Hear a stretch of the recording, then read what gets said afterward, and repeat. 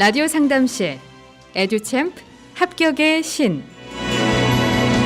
자, 오늘 선생님들 오셨습니다. 한 분 한 분씩 인사드리도록 하겠습니다. 대치동 착한 선생님 오셨습니다. 안녕하세요. 안녕하세요. 대치미탐 원장 김호중입니다. 반갑습니다. 네, 저 목동에서 오신 우리 박하수 선생님 오셨습니다. 네, 반갑습니다. 목동 미래타임 입시센터장을 맡고 있는 오재성입니다. 네, 우리 중등 전담하고 계신 사이다 쌤 오셨습니다. 네, 안녕하세요. 대치 TS학원 입시연구소장 정유용입니다. 네. 본론으로 들어가기 앞서서 이 질문은 꼭 드려야 될 것 같습니다. 좀 중요한 질문인데 저희가 늘 앞만 보고 쭉 가다 보니까 뒤를 한번 돌아보지를 못한 부분이 있는 것 같아서요.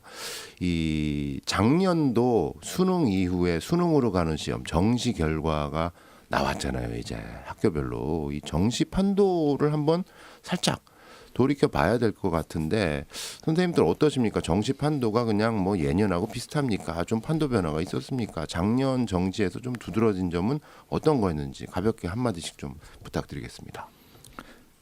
예, 먼저 말씀을 드리면요, 문과나 이제 이과의 경우에 역시나 이제 현재의 판세의 수능 자체는 이제 새해째가 됐었습니다. 그러다 보니까 여러 가지 학습이라든지 정보의 공유 등을 통해서 과거에 있었던 판도와 뭐 크게 달라진 것은 없었다라고 이야기할 수 있는 부분이 있습니다. 네. 그렇지만 그렇지만 이제 문과 같은 경우에는 역시나 이제 모집 단위마다의 수시에서 이월된 인원이 어떻게 됐느냐, 그것에 따라서 상당히 근처에 있었던 학과들의 입학 결과가 많이 차이가 났었던 이런 모습들이 좀 보여집니다. 대표적으로 이제 연대 경영 같은 경우에 정시 모집에서 수시에 2월이 상당히 많이 있지 않았습니까? 그러다 보니까 연대의 경영의 전후에 있는 학과들이라고 하면은 연대 경영 하위 아래에 있는 뭐 경제라거나 또는 사회나 또 고대 경영이나 여러 가지의 학교의 학과들이 있을 텐데요. 그 부분에 의해서 영향을 받았던 곳들이 있다라는 거죠. 실제 영향권에 있는 바로 근접한 학과들은 그래도 영향이 좀 더 적었지만은 오히려 연쇄적으로 영향을 받다 보니까 영향권에 있는 좀 멀리 있는 학과들이 오히려 더 영향을 크게 받은.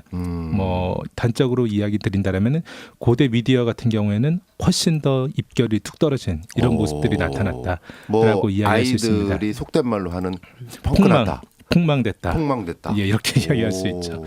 또 이과 같은 경우에는 의예과 계열, 뭐 의학 계열 같은 경우에는 역시나 과거보다는 눈에 차이를 못 느끼시는 경우들도 많이 있겠지만은 근소한 상향이었다라고 이야기할 수 있습니다. 그리고 또 서울대 자연계의 입시 같은 경우에는 과탐 투 선택자가 뭐 상당히 적지 않았습니까? 그래서 그것에 의해서 영향을 좀 많이 받았고요.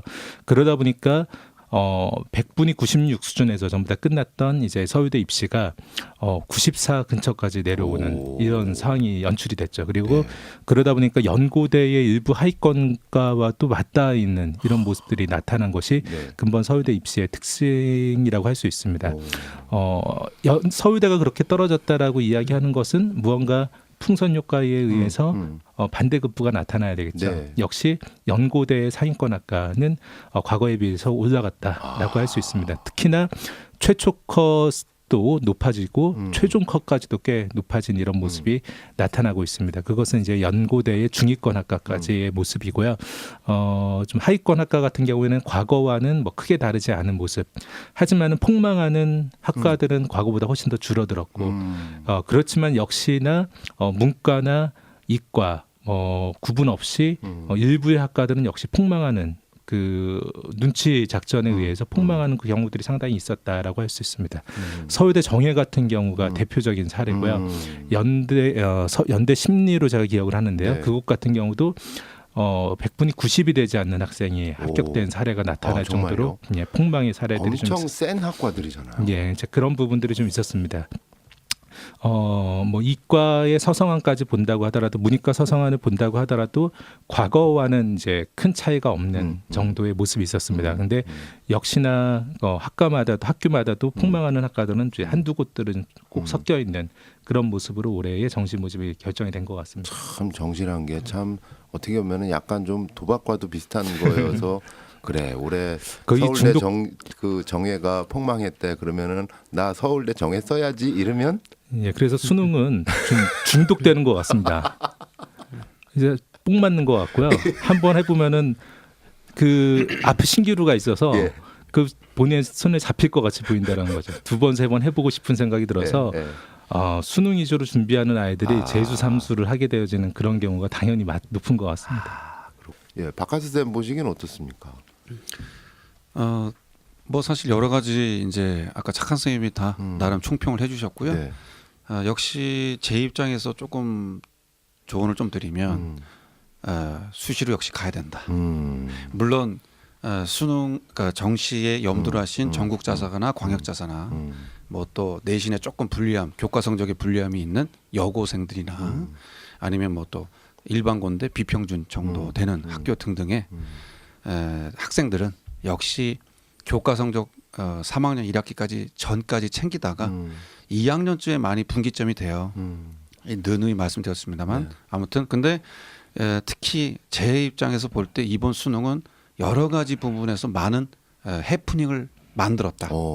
그 첫 번째는 입시의 대표적인 10개의 업체들의 예상 등급컷이 특히 대표적인 문과생이 응시하는 어허. 수학 나영이 점수대가 예상 점수보다 한 업체를 빼고는 다 틀렸다. 그래가지고 그 점수대로 이후에 수능 이후에 논술을 보던 수능 최저로 감안하는 학생들의 혼란이 컸고 둘째 생각보다 수시에서 선발하지 않고 2월이 아까도 차 선생님 말씀하셨다시피 뭐 교대도 그렇고 그다음에 주요 상위권대도 그렇고 네.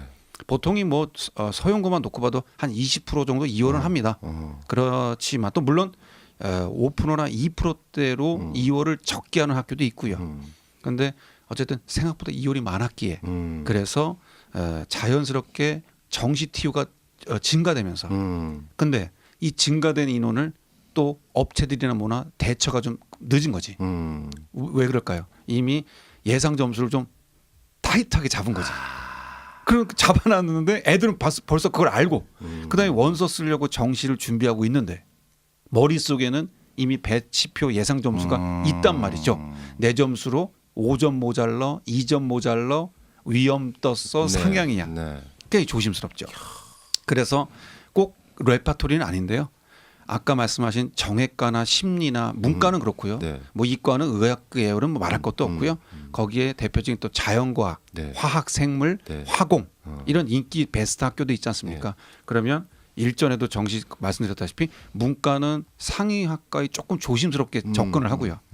그리고 이과 자연계 학생들은 소신껏 써요. 정시도.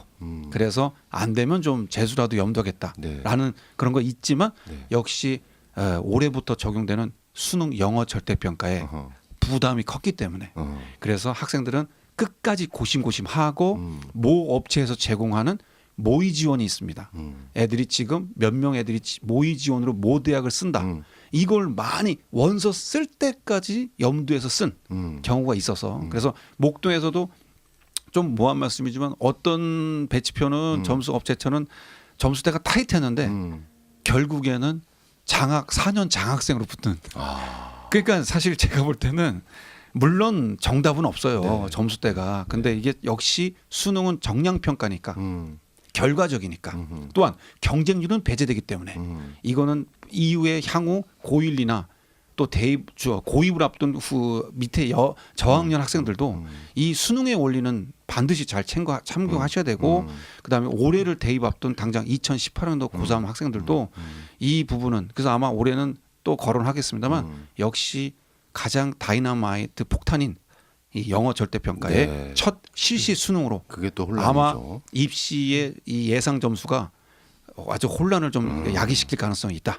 이렇게 좀 작년 수능과 올해 거로 조금 정리해 볼 수 있겠습니다. 알겠습니다. 어떻게 보면은 그 입시 업체들도 데이터를 기반으로 하는 것인데 이 데이터에서 수시에서 넘어오는 인원이 그렇게 많을 줄 또 그거는 결국 또 불수능하고도 연관이 되겠죠. 예, 그 업체들 수능 자제분들이 수능을 많이 치렀는 것 같습니다. 아마도.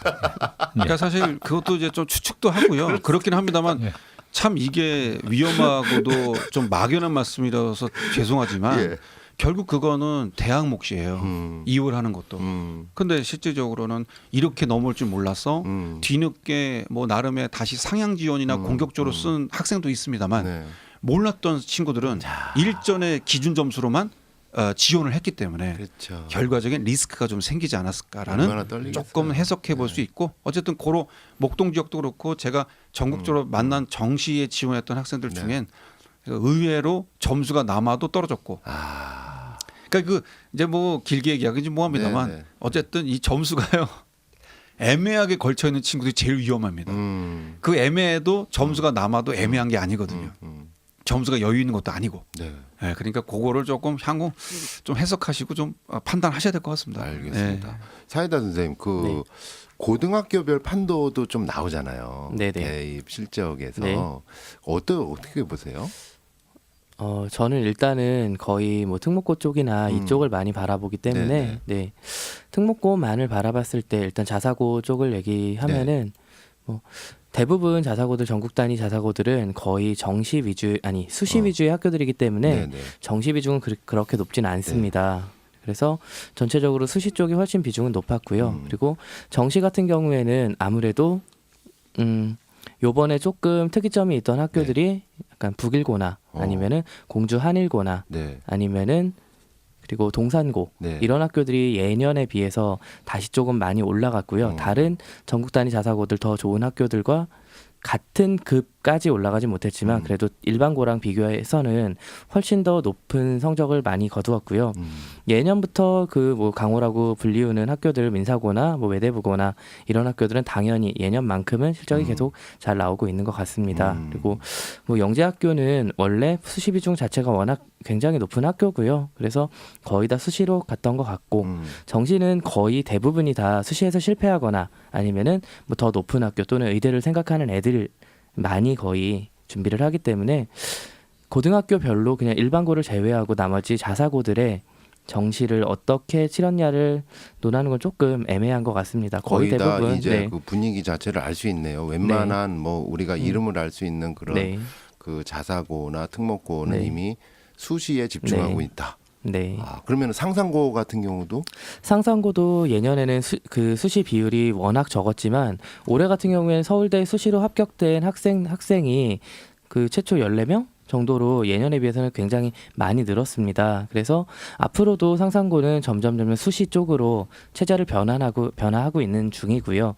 아마 올해 지금 2학년이 올라가는 학생들, 그러니까 내년에 대입을 보는 학생들이 그 대학을 갈 때쯤 되면 수시가 굉장히 비율이 높아질 거라고 생각을 합니다. 네, 상상고의 수시에서의 부상이 사실 눈여겨 볼 만한 정도가 있습니다. 하지만은 역시 아이들이 정시 경쟁력이 워낙에 강하기 때문에 수시 진학이 좀 적은 것으로 나타날 수도 있습니다. 하지만은 뚜렷하게 수시에서의 경쟁력은 높아지고 있어요. 올해부터도 좀 좋아질 것이라고 더 확실하게 뚜렷이 보이고 말씀하셨던 내년의 입시에서는 뭐 상당히 괄목할 만한 결과가 나올 수도 있다라고 보고 있습니다. 알겠습니다. 추가적인 얘기 좀 드리면 역시 관건인 외고죠.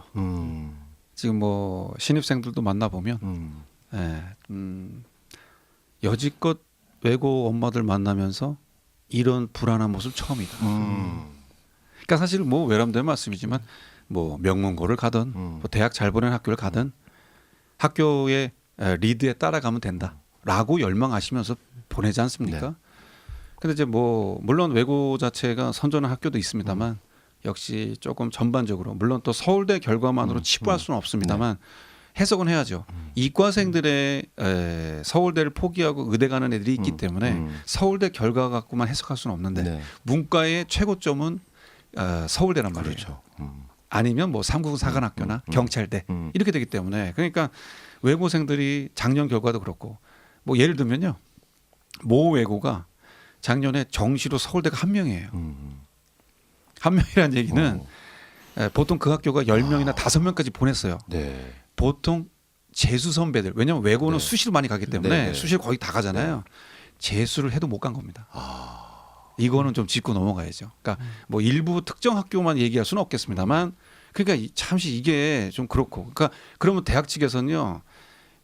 역시 역량이 이게 전망 같지 못하다는 부분을 약간 또 곰곰하게 교수님들 해석할 수 있겠고 그래서 나름 이제는 학교만이 아닌 음흠. 이제는 정말 어느 정도 평행선상에서 일반고나 변두리 학교도 어느 정도 역량이 될 땐 같이 교수님들이나 평가원도 판단하면서 좀 매치업을 시키지 않겠나 이런 부분이 있기 때문에 특히 외고의 특목고 학생들 여러분께서는 조금 이런 부분을 염두해서 조금 더 경쟁력 있게 분발도 해주시고 학교 프로그램 외에 자신만의 스토리를 조금 만들어가는 게 이번 외고 결과를 보면서 느꼈습니다. 예. 외고를 희망하시는 학부모님들이나 학생들 같은 경우는 아마 더 고민이 깊어지지 않을까 하는 그런 추세네요. 끝으로 이런 질문 하나 더 드릴게요.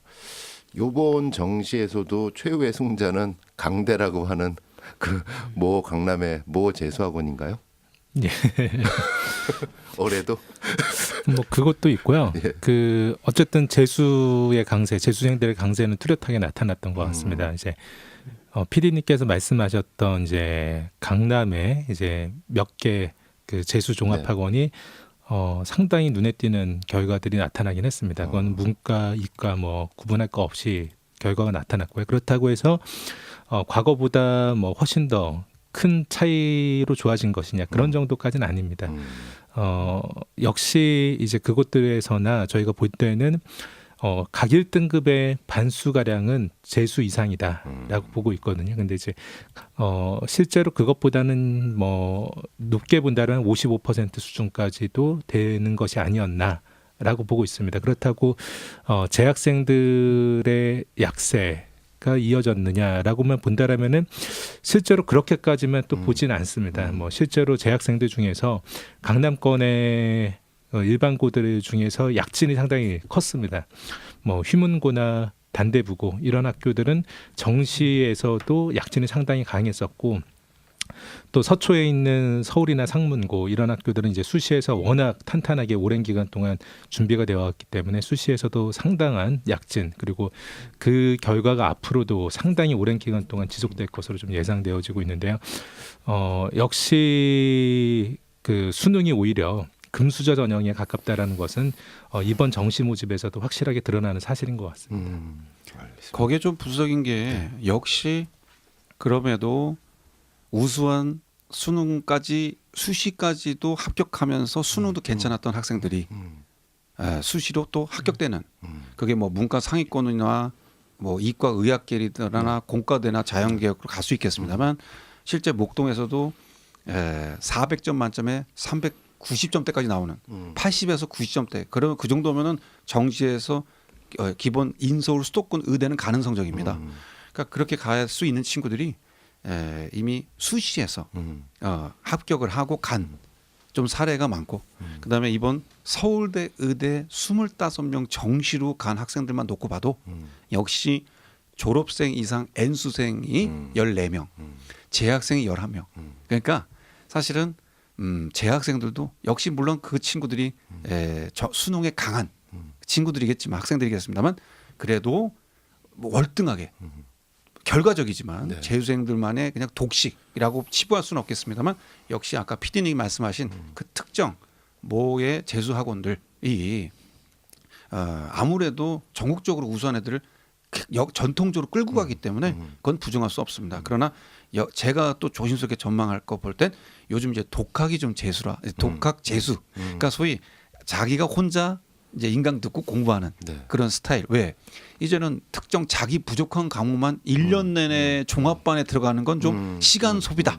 그래서 이제 혼자 스케줄 잡고 그다음에 필요한 거는 그냥 질의응답만 하는 이런 컨셉들이 학원들이 많이 증가됐기 때문에 이제는 조금 분산될 가능성도 있다. 이렇게 좀 해석해 볼 수 있겠습니다. 네, 알겠습니다. 참 정시 부분에 대해서는 더 할 말이 많지만은 사실상 우리 이 3월 달 또 모의고사 있지 않습니까? 모의고사에서 아까 말씀해 주셨던 절대 평가의 어떤 이 혼란의 시대 이 부분에 대해서 어떻게 해석할 것인가 보면 3월 모의고사 성적부터 아마 나오지 않을까 싶은 생각이 듭니다. 3월 모의고사 끝나고 나서 본격적으로 이제 절대 평가와 이 정시 전형에 대해서는 따로 한 타임을 한번 갖도록 하겠습니다.